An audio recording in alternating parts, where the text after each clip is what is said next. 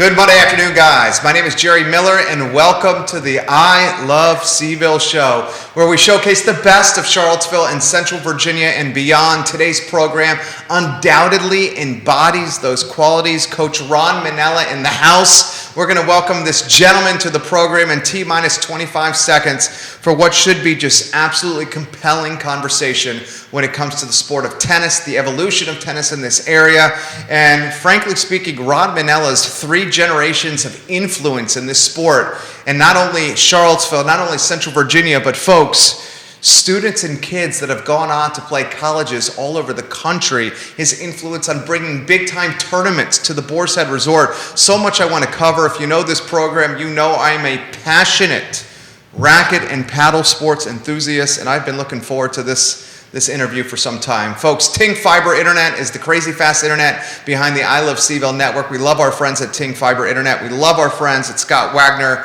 Integrated Medicine. Dr. Wagner changing people's lives. And if you want to give props to Coach Manilla, just like New York Todd is doing right now, NY Todd watching the program, just put your props, your comments, your praise in the feed, and I will relay them live on air to Ron Manilla, one of the A-plus guys in the business. Judah Wickhauer, let's go to the studio camera first and then the two-shot, and welcome Ron Manilla to the program. Good afternoon, Ron. Good afternoon. Thanks for having me. It's an absolute pleasure. For the few that don't know who you are, and I legitimately mean this, very few in this community, introduce yourself to everybody that's watching. Well, hi, I'm Ron Manilla, and been living in Charlottesville and loved Charlottesville for a long time. I couldn't say I recently moved here because I moved here in the mid-'70s from Erie, Pennsylvania. I was getting really tired of that cold weather, and I had a brother who was living in Culpeper, and started to look around for places to live, and my brother said, I hear this little town, what's the name, Hookville? No, it was Charlottesville. So he told me to check it out, and came down here, and we checked it out, and here I am in Charlottesville. This guy grew up in a blue-collar town. Yes, Western Pennsylvania. Western Pennsylvania, initially scoffed at the sport of tennis. Yeah, you know, with my age and those times, and you're a Western PA boy, I mean, you know, we produced great football players and quarterbacks and great basketball teams. And so if you didn't play basketball pretty well or football pretty well, it was a tough life. And so tennis, I never really thought about tennis, especially as a young kid, and then went away to private Catholic boarding school for high school, and they were a really good tennis team, and they had this big turnover, and was it a priest that introduced you to the sport? Monsignor. A Monsignor. So he was like the headmaster, and so he saw that I was like an athlete, that I could play football and basketball, and says, hey, I need some athletes, and I would really like for you to try out for tennis in the spring. And I looked at the Monsignor and I said, no, I don't think so. I'm not playing that sissy sport. And he says, okay, well, I'll tell you what, why don't you meet me on the tennis courts tomorrow, and I'll show you who the sissy is. And he beats you like a drum. Just pulverized me. So that was it. So I realized, oh my God, this sport is so hard. It requires so much. And that was it. And so started playing tennis in high school, and then had played at an NAIA school, which is now Division III, Gannon University in Erie, Pennsylvania. I played 4 years there and had a nice career, 4-year letterman. It was fun. And then I moved, I was in the guidance and counseling field, worked a little at that, and then I realized, I don't know. So I moved to Charlottesville, found a job with community attention, which was wonderful, and then it all changed. I was doing some part-time work to try to boost my income, and I was working for Parks and Recreation, city parks in Albemarle County, the YMCA, and then the YMCA offered me a a full-time tennis job when they were at Four Seasons, so this was a long time ago. And so I went, and then that was pretty much the start. Here's the cool aspect of this program, guys. You can offer some props to Ron Manilla by leaving your thoughts in the feed. For example, Ryan Smith is watching the show. He said, I used to work at Boar's Head Sports Club back in 2007, and he's giving Ron with all exclamation points and giving you some props right now on the program. We'll welcome some folks outside Nashville, Tennessee to the show. Southwestern Pennsylvania is in the house. I wonder why that is. Ron Manilla's on the program over here. I'll get to the comments and the praise and the props. Just leave them in the feed and we'll mention them on air. Tennis in Charlottesville, tennis in Central Virginia. They go hand in hand with the Manilla family. We will get to the first family of Commonwealth and Virginia tennis, the Manillas, in a matter of moments. First, tennis and what it means to you, Ron. Well, it's always been in my blood. You know, I've just always had a passion for it. And I think any tennis teacher, any coach has to have that passion. You have to care, and you have to feel it every day in your blood. And it's always been that passion that has driven me. So here I am at my age. I'm still learning off of these coaches' blogs. It's been really good. And what tennis has done for me is that I've been able to reach people and create relationships through tennis and to make them feel good about themselves and become better people, and most of the time a better tennis player. How about tennis and COVID? Tennis and COVID, much like golf and COVID, tailwinds and momentum behind the sport. Golf, in a lot of ways, prior to the pandemic, was seeing engagement drop. And the pandemic, if you think about it, tennis, in a lot of ways, I mean, you can't think of safer sports to play during a pandemic. You're holding a racket that is pretty long. Right. You're swinging it around your body. Yes. So someone can't get close to you when you're swinging a racket. Just like a golf club, someone's Right. not going to get close.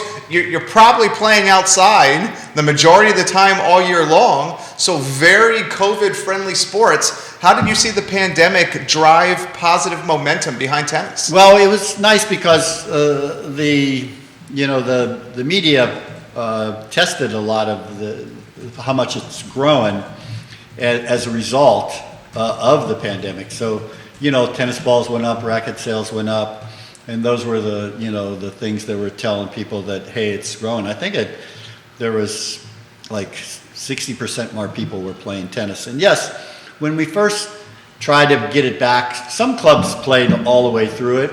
So at the Boar's Head, we opened up our outdoor courts at the time. People were wearing masks. Everybody brought a can of balls with their initial on it, so when they served, they were able to touch their ball. When they were done, the other person got their balls.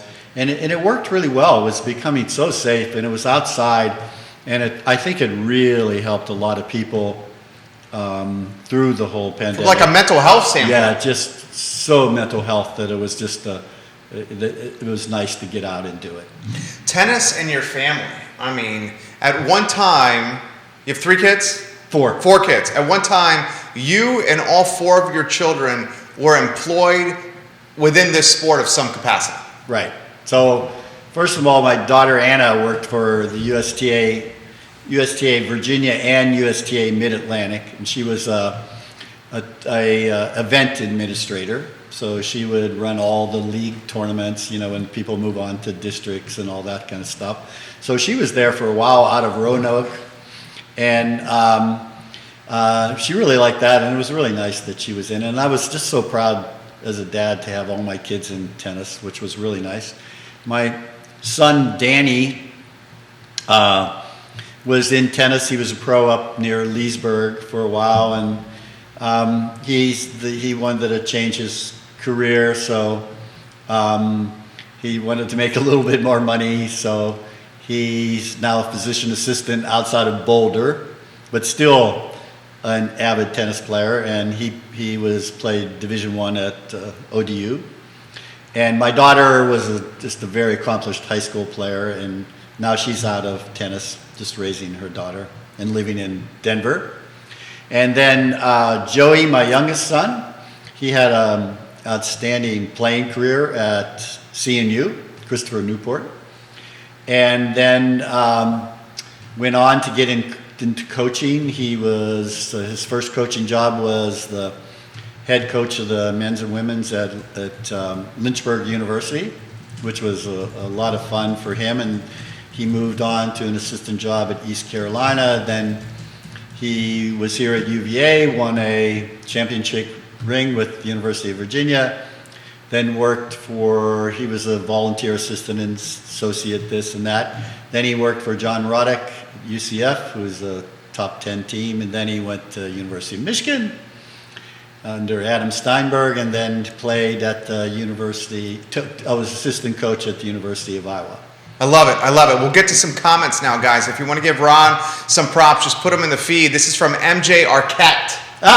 Ron is the absolute best. I worked at Boar in the marketing department from 2010 to 2015, and he was always such a joy to be around. Not to mention super talented. You rock, Ron. Tina Hopkins giving you some props as we speak. Welcome to the program, Tina Hopkins. We got folks at Montauk on Long Island watching the program literally right now on the show. So much to cover, guys, on the program. Let's talk about this tournament that's going on at the Boar's Head. I had the pleasure yesterday of catching it with my wife and my son. It was my son's first tennis tournament. Class situation. COVID vax cards at the door or a negative test required, about as safe as you could humanly get for a tennis tournament. I was watching a 21-year-old from Great Britain from the Andy Murray Academy play against somewhat of a journeyman and Mr. Galloway from South Carolina. I'm literally on the first row watching this tournament in this intimate setting, just like I'm a competitive guy. I love all sports across the board, and I'm just soaking this in. And then I look over and my 3.5-year-old, I'm getting a little choked up, right? My 3.5-year-old little boy was sitting next to me just like a sponge watching it too. And at that moment, I was just like, this is dad heaven. It's absolute dad heaven right there. The tournament and everything you have going on now, Ron. Okay. Before, I just want to mention my last son, Dominic, who's the head coach at Old Dominion University, and he's been very successful there. And you don't miss a match, do you? No, I've been going being kind of semi-retired, I finally can see almost all of his matches, and that's so exciting. And he has a great team and is out there competing very well. He's bringing players to the ITA Nationals this week in San Diego, so that's it's big exciting. Time. And then the tournament, oh man, when I retired, if I fully retired, it meant giving up the women's tournament and the men's tournament, and I said, no, I really don't want to do that. So I'm staying on staff as part-time. I could still teach out there, but I haven't been back on the court. But I'm running these two tournaments, and the men are here, and this is so exciting, such an exciting time. We at the Boar's Head are so happy, that we can give this tournament back to the community, and we've had for 11 seasons. The women, we've done it for 20 years. So it's a great tournament with great players, and it's doing exactly what we wanted to do. When I just heard your story about you and your son, that's what it's all about, and that's how you grow the game. And tennis is just growing the game, and right now racket sports are growing in all different directions. So this tournament, the players, I mean, you got folks from Japan, you got folks from across the pond in England, you got a former, was it top 10 player? Yes. In the tournament right now. I saw, now he's not playing in the tournament, I saw Treat Huey. Treat Huey, yeah. He's playing doubles. He is playing doubles in the tournament. He's playing doubles, and he's playing with Freddie Nielsen, who's a former Grand Slam champion in doubles. I mean, you have big time talent. Give us some highlights of who some of the top talented players are in this tournament and in tournaments past. Oh, geez, tournaments past, it might be really tough to remember all of them. But this one, we're still in the qualifying round right now. and Dennis Kudla, who's a Virginia guy, Northern Virginia guy, and he's playing in the tournament. And Dennis is actually ranked 90, but he had a late entry into the main draw, so he likes coming to Charlottesville and playing this tournament so much, he's actually playing the qualifying. So here's Kudla, who's had a very successful career in tennis, and he's 90 in the world, and he's here. And then Freddie Nielsen's playing doubles, former Grand Slam champion. Tret, who's been highly ranked in doubles in the top 10. And then we have Vasek Pospisil. He's 60 in the world, and he's here. He tells me because he loved Charlottesville, but he's also here to defend some points. And so it's nice to have him. And in the past, oh my God, we've had Nishikori played here. We've had so many players, I can't even think of them off the top of the head. You had Anna Kournikova. Oh, yeah. That was the women's tournament. I covered that for the Daily Progress in the sports department. People hanging from tree limbs to watch this dynamic and beautiful tennis player. I mean, that was like the Beatles came to the Boar's Head. That was interesting. I think it surprised us all. And literally, there were people in the trees. Literally. They were in the trees watching. It's amazing the impact she had on tennis. And that was her last She retired. professional tournament. So in a lot of ways, and I'm making a music reference again, the Boar's Head in your tournament was like her Madison Square Garden for like some top music band, Right. you know? Right. She retired after playing your tournament. How did that. What did it feel like to have Kournikova and that fan base watching that tourney? It was great. And, you know, she was definitely, you know, the publicity around her was just huge. And but she came in a couple days early to practice. But Anna Kournikova was so nice. If a young player, an adult, or anybody wanted a picture with her, an autograph, anything, selfies. Or a mid-20s reporter. That's right. Because I got my pick. She was just out there just talking to everybody. So it was actually a pleasure. You know, so there's the other side. Oh my God, Anna Kournikova played it. The Boar's Head. But the nice thing is it was just this wonderful lady who had a great tennis career. And I would just remember as just being this kind, passionate person who was just so nice to everybody. How about the facility? I mean, the facility is just breathtaking. I mean, your clay courts, some of the best of the Commonwealth. Your indoor courts, I've heard from everybody, their mother, their uncle, their brother, their sister, are the place to play in the winter. I mean, the facility and having the time you've spent at the Boar's Head, Ron. Well, yes, it grew a lot since I was there. It was just the tennis court, the tennis building and fitness, and then there was 10 clay courts, 4 hard courts, and there was 3 indoors. And then we had a bubble that was on 3 courts. And then tennis was fortunately growing and the foundation decided to do some expansion. So that's when we got to 12 indoor courts. And now, and yes, they are by far some of the nicest in the country. And we take really good care of them and resurface them often. And it's a beautiful facility. We've hosted national indoor ITA championships there. So, and then now University of Virginia just built their 6 outdoor tennis courts there, which adds to the Boar's Head and its beauty with a great scoreboard. And they're in the process now of building a stadium court out there. So, I was enjoying, you guys did a hell of a job with the truck-or-treating event, and on Friday evening, my family and I were watching Charlie Brown on the big screen at the UVA tennis facility. I was out there when I was leaving, and I went out there and saw all this action. I stayed for like. It was awesome. It was really awesome. I was so impressed with this trunk thing. I didn't know what they were talking about. And then I saw all these cars parked with their trunks open and passing out candy. I thought it was a great idea. It was a great idea. We were one of them. Daniel Leake has given you some props. Ron Manilla is simply the best. He does so much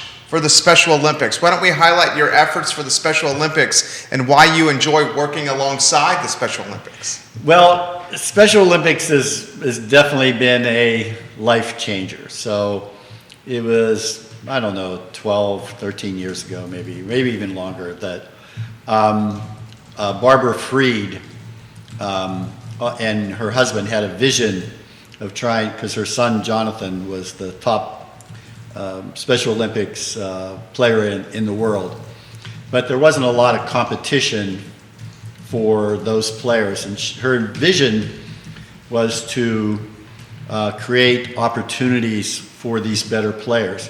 And then thus she came to me and we created the Experience Tournament. And the Experience Tournament is bringing 32 of the top players in the country to this tournament, depending on their availability. And at times we've even had people top players from Switzerland and some international. So then, so I really wasn't around much with the Special Olympic athlete, and everybody said, you'll get it once you're around a little. Well, meaning you'll just pick up this vibe that these athletes just put out that's just wonderful. And I was thinking, oh, okay. And then once you're around them for a couple of days, then it's like amazing. It's really a life changer. So I've been fortunate to do this Experience Tournament at the Boar's Head for a number of years. And then in 2018, I was named the Virginia State coach for Special Olympics and took players to Seattle. And then after that, I was named the USA national coach, and I took a whole team of athletes from around the country to Abu Dhabi for 3 weeks. So that was just, first of all, Seattle made me a better man. And then going to Abu Dhabi and seeing Special Olympic athletes from 92 countries or something, that just even added to it. So I've always said, and Special Olympics is the way the world should be. These are people who have no agendas. They just see you for who you are. And when do you go to a tennis tournament and when somebody hits a nice shot, the two players run to the net and hug each other? It's awesome. It's unbelievable. So Special Olympics has a very special place in my heart. And Special Olympics Virginia is unreal. So Catherine D'Souza, yes, who was on the program on Friday. Right, who's the new PATA executive director and doing a great job trying to get everything back into the community. She's watching now and is giving you some props. She says, Ron is speaking the truth right now. This is so awesome. Go Ron. XO, XO, XO. The Richmond Times-Dispatch newsroom is watching the program as we speak right now. I'm going to throw this to you. Your relationship, put into perspective here, and help me with the last name. Is it the Ropp family? The Ropp family. Right. Lloyd, Chris, you're Chris's and Sue. Sue. You're Chris's best friend. Yes, we became such good friends, and my relationship with Chris is just so special. And as a result, I got to know his parents so much better. And I don't know, Chris is like family to me, and I think I'm like family to them too. So my relationship with Chris has just been awesome. We've had great times in Seattle together, and we've spent time in the car together. He used to come to all my clinics, and time with him in Abu Dhabi was just so wonderful. So Chris is one of my best friends. Throw this to you. You may be retired, semi-retired. Ron, you got the spirit and the energy and the hustle and the chutzpah of a 21-year-old man. This sport is keeping you so youthful, dude. Well, thanks for saying that. It's just, I just have always loved the sport, and I've always loved the relationships that I've been able to create through the sport, and I hope, when I mentor new pros and I try to instill what has made me successful, and it's been community, relationships, passion, for the sport, kindness, and with those things and giving back to the sport. And when you do that, it just keeps you energized. Sue is watching the program right now. Sue, who you were just talking about. Oh. And her family. Okay. She says, "Hi, Sue." I love you, Ron Manilla. I love you too, Sue. I love you, Ron Manilla. I'm watching the program. Sue, if you want to relay any kind words to Ron Manilla, we might get this man choked up over here. I know. I think I'm turning red now. It's something about the lights and the camera and the microphone that does it. It does it to me, man. I like once or twice a week, I'm getting choked up on the show. It's like a therapy session. This is from David Smith. Please pass this along to Ron Manilla. I brought my son to see his tournament, and we ended up watching Jack Sock play. Ron Manilla and what he's doing to tennis is not only great for the sport, but like you mentioned before, Jerry, it's bringing families closer together, and it's something that we all can do that leave a lasting memory for my son. What's that mean to you? Well, I mean, thank you for saying that. But that's what it's all about. I think that's what tennis, if used in the right way, that's what it can do.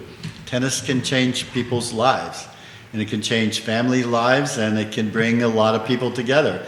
And sports does that. And, and Special Olympics is the best example of that. Special Olympics has brought families and athletes together. And, I'm very touched. Thank you for saying that. It was David Smith? It was from David. Yeah, David. Thank you. Look at this one right here. I'm going to show you a photo. Judah, I just texted you a photo. This is my son and I at the Boar at Ron's tournament. If you could get that on screen, that would be absolutely amazing. Sue said, you have made Chris a super happy man and an even better tennis player. Sue, thank you for watching the show. I'm going to show you this photo on my phone. Our director, Judah, is about to put this on screen. This is from yesterday at your tournament. My 3.5-year-old. You have 4 kids. You know what these kids do, especially at age 3.5. Oh yeah, that's just such a where age. like they're seeing everything for the first time. Right. Like he's literally seeing the sport play, for the first time. Okay, right. And he's mesmerized. So Judah's going to get it on screen. I'm showing it to you over here. Oh, that's great. Okay, we spent an hour and change. Give me the thumbs up when that's on screen if you could. We spent an hour and change where he was just sitting next to me. And viewers and listeners, we're about to put it on screen here. The introduction of the sport to the next generation at a time when there is so much like digital distraction. Right. Is so paramount to the future of not just tennis, but like sports across the board. I mean, we have like kids that are like my son's generation. Some kids may rather choose to sit on a couch inside and play digital or video games or be on a phone or something Right. like that. I remember when I was growing up, my mom and my dad said, here's a football, here's a soccer ball, here's some tennis rackets. We grew up in an area you likely know well in Kings Mill, Right. in Williamsburg. Oh, right. And they're like, you can go to Coach Hughes and play tennis over there, okay? You can go play in the cul-de-sac, stickball, soccer. We invented this game called driveway tennis, which we love to play. And that's what we did. We didn't stay inside playing video games. I mean, how paramount is it to like introducing the next generation to sports in general? Well, it's definitely a challenge, but I think parents now are definitely trying to get their kids. They realize the negative impacts of these phones, right? And computer games, and they're trying to get their kids involved in all kinds of sports, with soccer, t-ball, basketball, whatever, YBA, and tennis.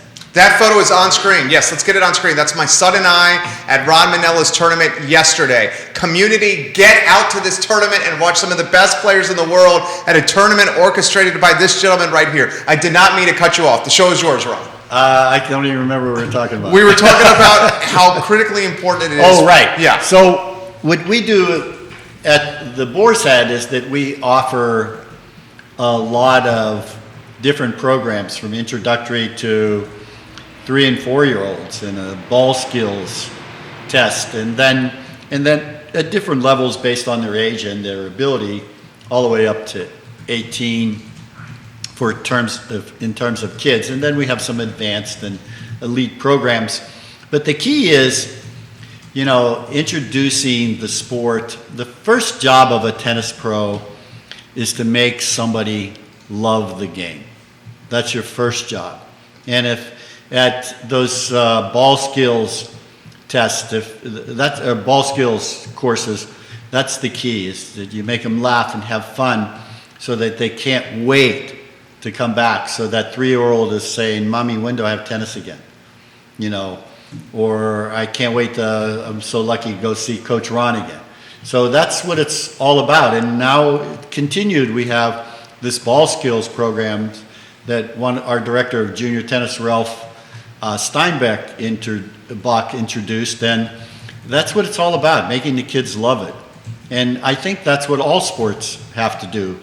And so the coaches need to be very positive. And those kids who are trying out for teams, I don't believe anybody should cut anybody, because in tennis, so try out for the tennis team, and you practiced 10 months to try to make this team, and you got kind of good, but you weren't good enough to make the team, and then you get cut. That's usually the death of that sport for that kid.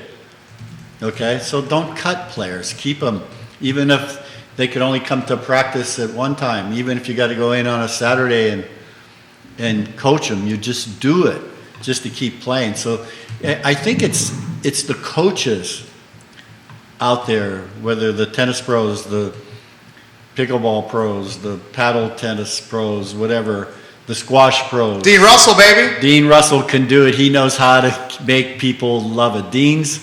He's got it. Dean's got it. Yeah, and I can offer some perspective on that. He's got my 3.5-year-old playing squawky, which is a combination of squash and hockey. Right. Where we use the kids' tennis ball, the colorful one. Right. That's softer. And we're essentially the walls, the back glass wall and the front wall that you hit into are the goals. And Trey is essentially playing hockey with squash rackets.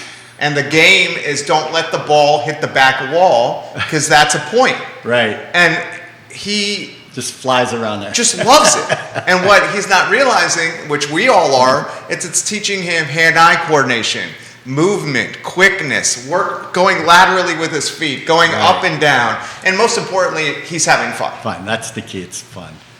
And, over the years, I just want to say this, that the programming and what I've been able to do at the Boar's Head, I've just always had the ability to do it because I've always had the support of the Boar's Head, coming from the top management all the way from the foundation who's owned it. So Tim Rose and the UVA Foundation have been, Tim and Margaret had 2 great players. Their one son, Matthew, went on to play at Davidson, and so they had an interest in tennis for their children, and as a result, just helped the tennis just blossom into what it is now in terms of facility, because they understood the importance of tennis in the community and the world. We got Boca Raton, Florida on the show. A lot of Wahoos down there. Marjorie Dawn Notopoulos. Oh, yes. Watching the program right now. She said super tennis pro on the show right now. And Rod Manilla. Karen Holmes Zaborski. Yes, that's from Western Pennsylvania. Watching the show, Farrell, Pennsylvania, in the house right now. That's where you grew up. You got 5 states on the heat map on the program right now. I'm going to tag Kingsmill to see if we can get the Kingsmill Resort in the mix over here as well. All right, let's throw this to you. Georgia Gilmore says, "Hi, Ron. Great to see your face. Ron is awesome." Ron, this has got to make you feel great when the community is coming out like this, giving you props. It's so humbling, you know. It makes me feel so good. I mean, I could just feel this smile on my face as a result. I feel the smile is like up in my upper cheeks right now. It's just so humbling, and it makes me feel so good. And just thanks to all of you who are sending these props. It's so heartwarming, and I just can't thank you enough. So thank you so much. Michael Messier gave you some props here. Anything you want to relay to Coach, put it in the feed. Best tennis player you've been around and why? Who was it? And give us a good story that we would all love. We're all sports junkies of some kind. Best tennis player? You mean like one of these pro guys? Sure. Well, I don't know. I've been really close to Nadal. Yeah. And Federer. I Tell us some stories. Well, I don't know. The one story was my son Joey. I'm fortunate as a tournament director. I get credentials for the U.S. Open, so I can get in some spots where other people can't. And I'm not blowing smoke. It's one of the perks you get as a tennis director. But we were in this one spot. We just came to the tournament, and Federer was coming out, and he was kind of going through the crowd, shaking hands, signing autographs. The greatest tennis player of all time. Would you agree with that? Oh, greatest? yeah. Okay. I'm a Federer fan. Me too. Yeah, and I'm also in the Nadal fan. I'm a fan of all the guys that compete at that level. But Federer, the greatest tennis player of all time, for those that know who he's talking about. Right. So we kind of got right behind Federer, like, you know, closer than I am to you. And that's close. Yeah, that's close. And Joey just was right behind him.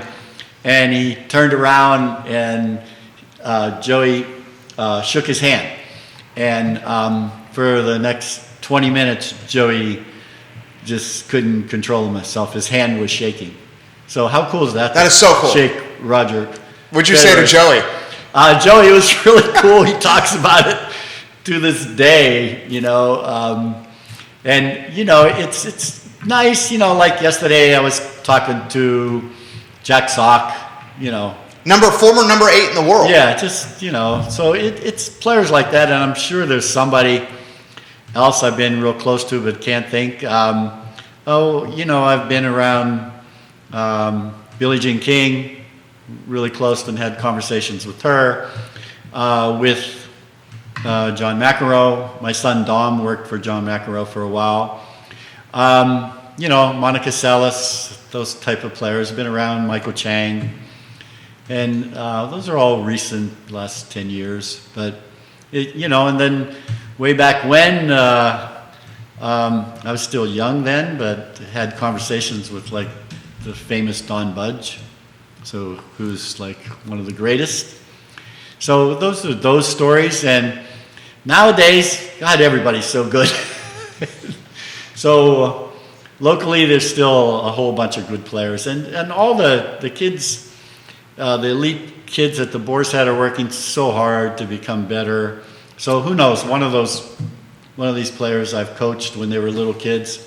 You know, I'm through 3 generations now, so I've coached like the grandpa and grandpa, which I am one. Then I coached their kids. Okay, and now I'm coaching their kids. So it's really, it's not a sign of age, but it's more of a sign as I'm so lucky. It's a sign that you're doing it the right way. Yeah. We'll get to your comments, guys. Put them in the feed and we'll relay them on air. For every Roger Federer, for every Nadal, McEnroe, Michael Chang, Andre Agassi. I mean, I grew up watching Michael Chang, and one of the things I loved about Michael Chang was this guy wasn't like a 6'4" guy who could rip it up the tee. I mean, he was not the tallest dude. He was super quick. He played with so much heart. Could cover so much court. Hell of an athlete. Right. But he wasn't this like super long guy. Right. That had the benefit of being born tall and long. Right. So I could identify it as someone with a similar diminutive stature. But for every guy like Michael Chang or a Federer or an Agassi or a Sampras, there's guys that are, you know, for lack of a better phrase, chasing a dream. Right. Living out of a suitcase. Yes, it's a tough life out there. As we were talking early, you know, some of these guys have private sponsors. Some of them, their countries' federations, you know, whether it's the German Tennis Federation. Some of them are sponsored by their governments, but not so much anymore. So a lot of them have private sponsors, and they can stay out there as long as that sponsor can keep giving them the money to stay out there. But yeah, like you were saying, you looked up some of these guys and they made $80,000 a year, and they probably spent $200,000 a year. Because think about that, guys. yeah, they have to fly here. Okay, it's just like today, I was driving listen to this story. Guy from Japan arrives from Japan yesterday, flies in, and his COVID test wasn't the right date, so I had to drive him around town to get him his COVID test. And here he's from Japan, and he's 240 in the world. He's 37 years old. 37 years old, has a private sponsor, and he's still out there. Chasing the dream. Chasing the dream. And there's a whole bunch of them out there, and as long as they can afford somehow to stay out there, they're going to stay out there. It's a great life, but oh my God, it's just sometimes I don't even know how they eat. I remember this one story. This is great. Elise Mertens. Okay. Mertens. She's from maybe Denmark. I'm not really sure, but she played in the women's tournament. I think she's in the top 10 right now. She was injured and she needed to get some clay court practice to go to the French. So she was in the women's tournament, and she was staying at a friend of mine, Dick Hoffheimer's house up on the top of Afton Mountain, and he gave her a car to drive and everything. And so her and her boyfriend, I think they're still together, it might be husband and wife now, but she said she needed to go to the store, so he told her where it was. And this is somebody who's now in the top 10. Just won, I think, Indian Wells doubles. Maybe the U.S. Open was in the finals doubles, and she's still maybe semifinals in the U.S. Open. So when she came back with no bags of groceries, but a 10-pound bag of potatoes. 10-pound bag of potatoes? And that's what they were eating. Why is that? Because she had no money. That's what she could afford. That's what she could afford. That is a story. Yeah, and a lot of those guys are that. I have no idea how they do it, you know? Well, I mean, yesterday, to put this in perspective, yesterday at the Boar's Head, a lot of the players were arriving. Or yesterday was the opening round of qualifying. Yeah, first round of qualifying. Okay, so I was shocked with how many of the players who literally came straight to the courts to check in with you, their suitcases in tow. Right. And like their suitcases are just sitting against the wall. Yes. And they go straight to the court to practice. The practice time is crucial. Crucial. Well, especially now because we're the first indoor tournament. Most of them are coming from Vegas.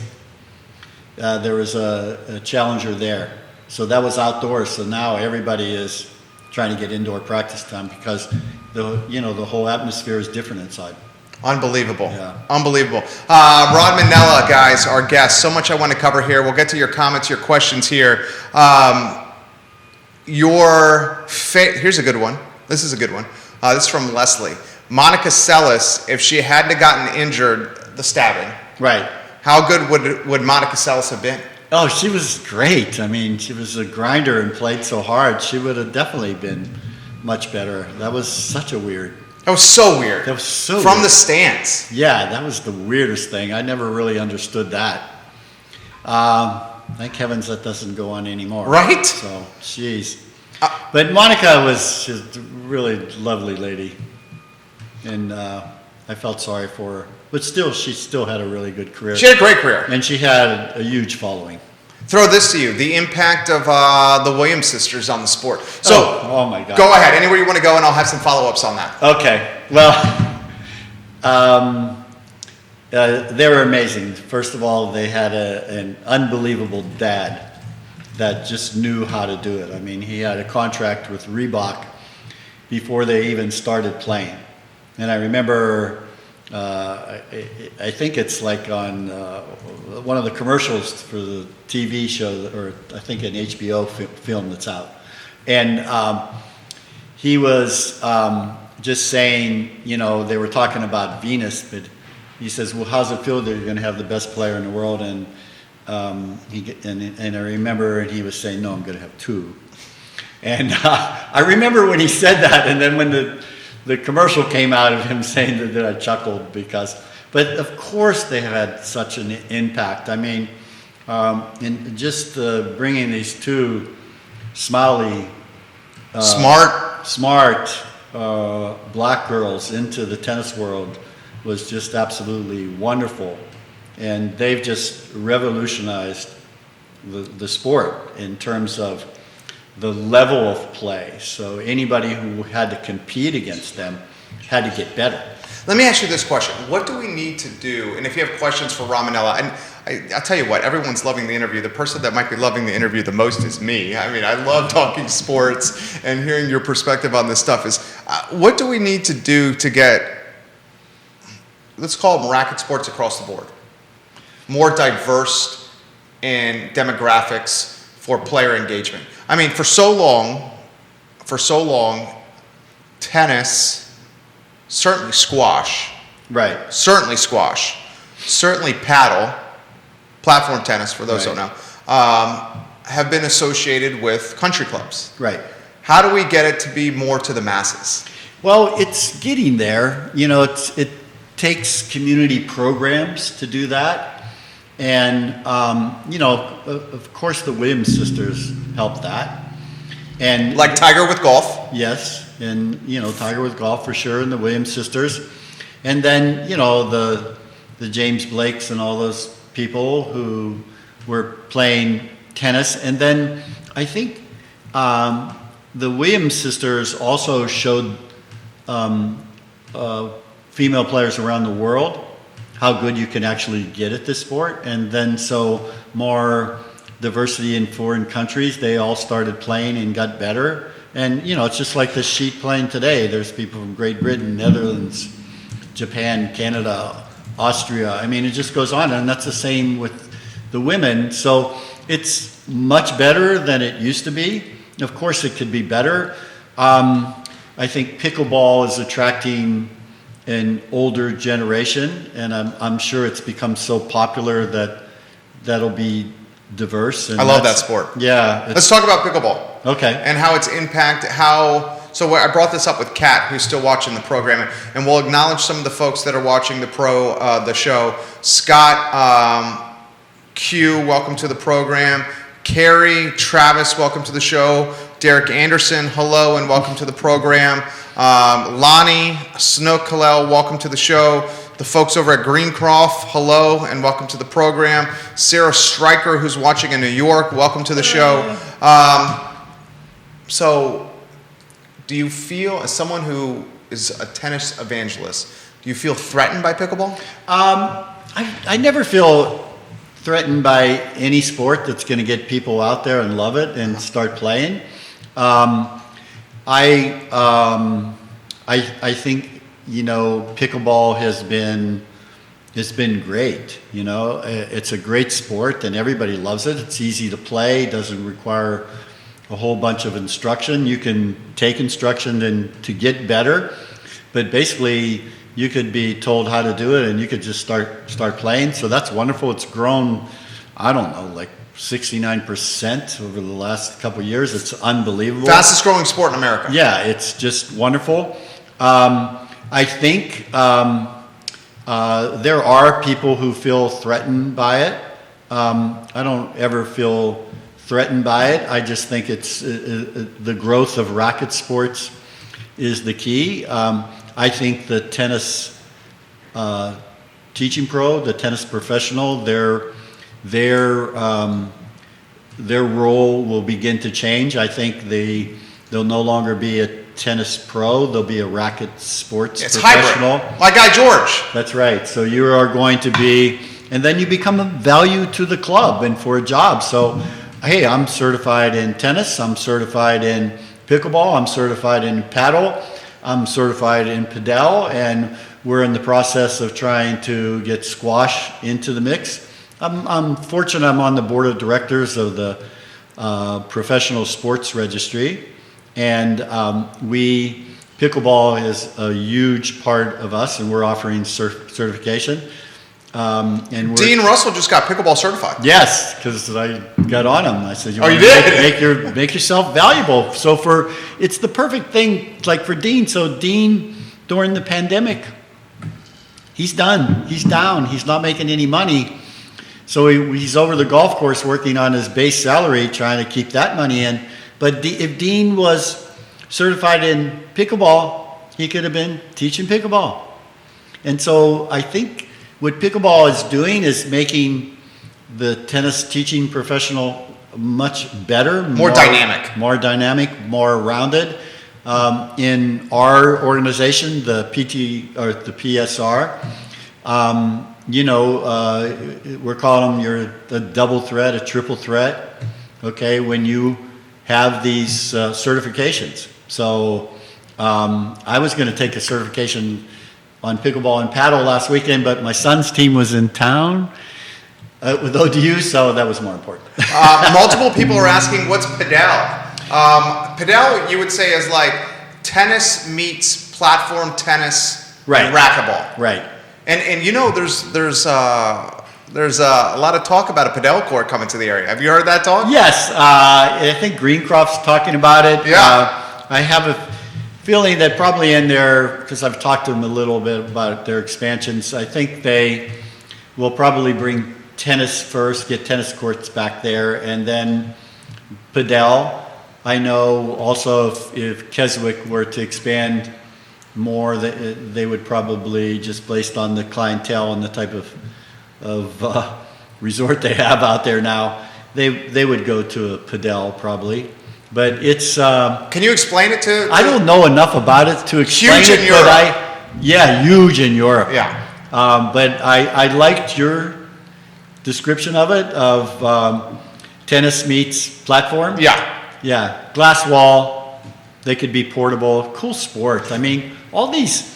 Anytime you put a paddle, if you're a good tennis player or not a tennis player, you put a paddle in your hand. You can pick it up. You can pick it up. Yeah. And that's why... Go ahead. But the perfect example is my son Joey is still a very accomplished tennis player. Is he playing pickleball now? Yeah, there's the story. So he's out of the tennis world in terms of coaching. So he's now living up there in Crystal City. So across the street is 4-6 tennis courts, and he just goes over there and he gets to play. And he's a 5'5" solid. They try to get him to play in some 4 or 5 leagues, and he does, but he dominates, or he has to play down. Yeah. And he loves playing tennis again. But somebody introduced him to pickleball, and oh my God, he loves it. It's an addiction. So he calls me all the time. So he called me the other day in the middle of the day, and he's working, and he says, "Hey, I just beat a former pickleball pro." So he's so excited. So he loves it. So it just goes to show you. And can you play both sports at the same time? Of course you can. Of course. It's not a zero-sum game. Yeah. Can you play squash and tennis at the same time? Yes. Can you play pickleball, paddle tennis, squash, tennis, every sport with a racket? Yes. Probably badminton's going to come. I'm trying to play squash, racquetball, platform, tennis, and pickleball all right now. Yeah. Now it takes a little, it's different strokes. That's the biggest thing is transitioning. But if you have racket and paddle skills, you can transition. You can transition. And it's good. Just think with how mentally tough you are, or you will become when you can transition of playing tennis in the morning and there you go. Pickleball in the afternoon. And even for the tennis pro, it's Sunday night. Oh my God, I got 8 hours. I got 3 adult clinics. I got a couple little juniors, and I did junior clinics till 6 o'clock. So how cool is it? Okay, I got my adult clinics in the morning. I got 2 pickleball lessons, and then I'm doing pickleball in the day. There you go. Or then I come back and do a couple junior clinics. So I think for the teaching professional, it's even breaking up their day instead of burnout. And it's not easy to be on a tennis court for 8 hours a day. No. Yeah, so to have and doing the same conversation, the same programs over and over again. So I think it's just gonna, I think that triple threat guy is just gonna have a much better career. And I think if I'm a manager or a director at a club and I'm looking for a new pro, I'm looking for somebody who's certified in multiple sports. Here's a good question from a mom. This is a challenging question. Okay. Melissa Wagner. Our son is 9 years old. Please ask your guest how we should work, train, and help him progress in the sport of tennis. He's very advanced for his age. I want him to play as many sports as possible. My husband is looking for him to focus on tennis more year-round. You get that a lot, don't you? Oh, yeah. Remember, the other sports will develop different muscle groups. So a 9-year-old whose body is developing, if they center in on one sport at that time, like tennis, it could have major impact on the child's growth. There's one example of a player who was really good, who worked out at the Boar side, and she was so good, but she was very young, and her dad had her playing with UVA tennis players. She was that good, but it was her only sport. But it affected the growth of her and her development. How so?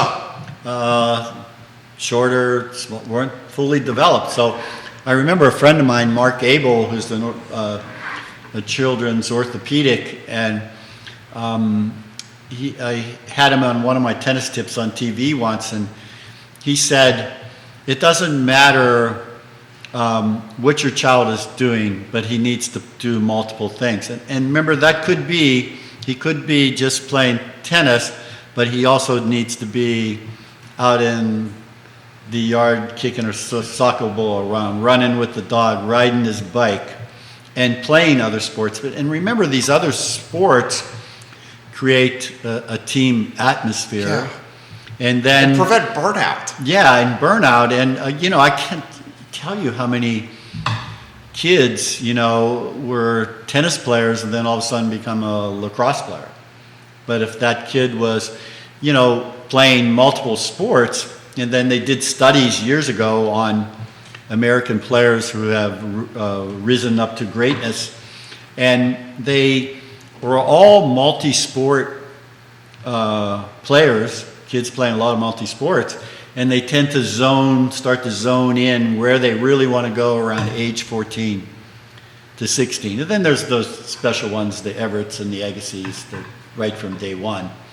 But that's it. So if you're multi-sport or single sport, then you really never experienced one of these things, and then all of a sudden, your friends are playing lacrosse and you try it and oh my God, I like it, and then you've wasted all that time. Because if you think about it, there's very similar foundations between those. Oh yeah. I mean, the ball's moving really quick. And you're using a stick with a net as opposed to essentially a stick with strings. Right. Hitting a a ball. little thing to catch it in, except, those midfielders, I think. But still, any sport. Cross, Navratilova was cross-trained in basketball. They're all good cross-training. Basketball, it's all pivots. Move with the player, move with the player. It's all tennis, pivot. What sport do you think the best athletes are playing? Well, in the United States... Think it's basketball or lacrosse? Yeah, it's basketball and football and baseball because there's more opportunities, but everybody talks about... Well, no, I meant like which sport requires the highest level of athleticism to play? like football, it's about one's position. Yeah. You know what I'm saying with that? Yeah, quarterback's different there.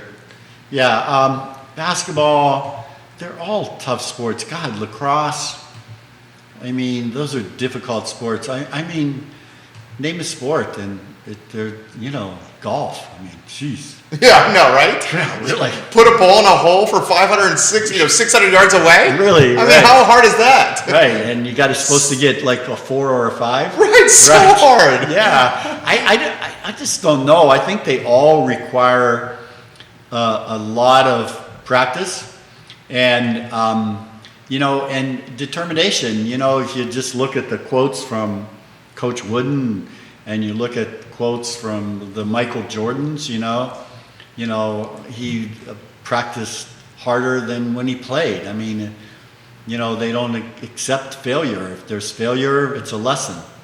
And it just takes an unbelievable determination and a passion to be great at your sport. And that's what it is. And it's, I guess, a lot of questions I get over the years with youth playing tennis is, how can I teach my kid to be, want it more? Mentally tougher? Mentally tougher, more fire in his belly to get madder, how can I get him to hate? Are you born with that? I think so sometimes. Yeah. I think it's there, and you can develop it more. And I guess it could be part of parenting, as long as it comes across positive, And then in terms of parents and their, tennis parent kid, just let the coaches do, unless you're your designated coach, let the players do the coaching. I love it. Yeah. I love it. Let the coaches do the coaching of the players. That's it. I'll throw this to you here, and I've thoroughly enjoyed this interview. We were going to go a half an hour, and we're 64 minutes in. That's a testament to Rob Manilla. But the thing is, we could go as long as we want here. That's why people love it. It's the long-form content. Okay. A couple more things I want to throw to you. The impact of the University of Virginia's success on the national college scene and how it's impacted tennis around here. And I'll throw some firsthand perspective here. Brian Bolin, in the previous neighborhood I lived in that neighborhood. I'm talking Redfields. Right. We since moved to the east side of town.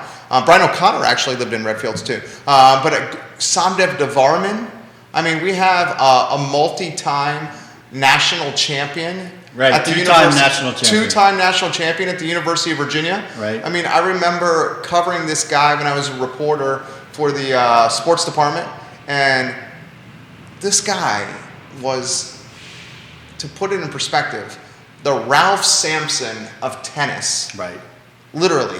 Yeah. And he could walk around Charlottesville, and for the most part, no one knew who he was. And he was the most unassuming, relaxed, cool, approachable dude in the world. And he still is. And he still is. And you let me know this when we had a talk at the board set, pursuing a music scene. I've since started following him on Instagram, right. And he's a hell of a guitar player and a great vocalist. Right. I mean, the guy's an incredible tennis player, and he also has the talent of being a musician. Right. I mean, what an amazingly talented guy. How about the impact of UVA tennis and Brian Bolins of the world on how it's grown the sport in this area? Well, it started to develop at one time. There was Brian Vahaley, was retired jersey at the men's tennis, and he was kind of like that first turn of UVA tennis. UVA men's tennis used to be the laughing stock. Right. And women's. Yeah, and I think when Mark Gilbo came here, both Bolin and Gilbo just grew their sports. And remember, Danielle Collins was a two-time national champ who played for UVA. So those, then that's it. Once you start producing that, then they change. And Bolin was a great recruiter, and some of his teams were just unbelievable. So and a perfect example of what he's done in sports and players is J.C. Aragoni is here playing. And his last national championship they won, JC was 5 on that team, and he's now 240 in the world. Okay, so at number 5. Unbelievable. Yes. Depth. So Bolin was a great recruiter. He was a great relationship builder, a great fundraiser. He just knew what he had to do. He had great associate coaches, and he really brought high-level tennis to the community. And then it got people watching good tennis, and it helped my tournaments because I was able to give wild cards into the tournaments for a couple players. So yesterday, I think Enrique Montez beat actually JC, a former UVA player, and there's Jeffrey, I forget his last name, Schulenberg, is playing in the main draw, a UVA player. So I had a tournament for the UVA players to see who qualified. So UVA's impact on tennis and huge. Is huge. Yeah. And now that their facility, they play indoors at the Boar site, and now their outdoor facility, where you saw that Charlie Brown on that awesome scoreboard, their impact has been unbelievable. And it was Bolin who set up Pedroza to replace him, and Andre and Scott Brown have done a wonderful job. And it was Pedroza who hired Sarah and her staff, and so the coaching staff at UVA is terrific. So you got a player like Navarro, okay, who just was the national NCAA champ. If she stays around 4 years, Navarro is so good she could win 4.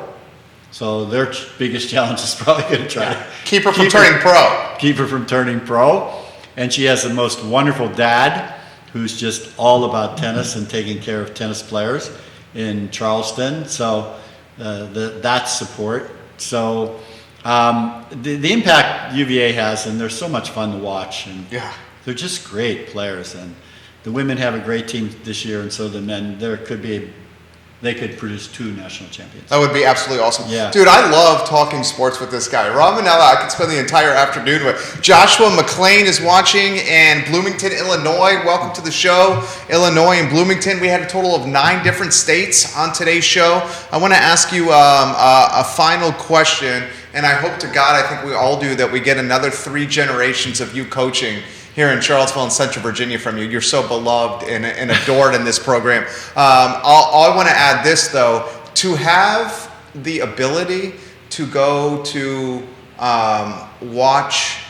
UVA, who's competing at the highest level, men and women's, play tennis, and to have the ability to see these guys, or to go to a Ron Manilla tournament here. I mean, it's literally free right now.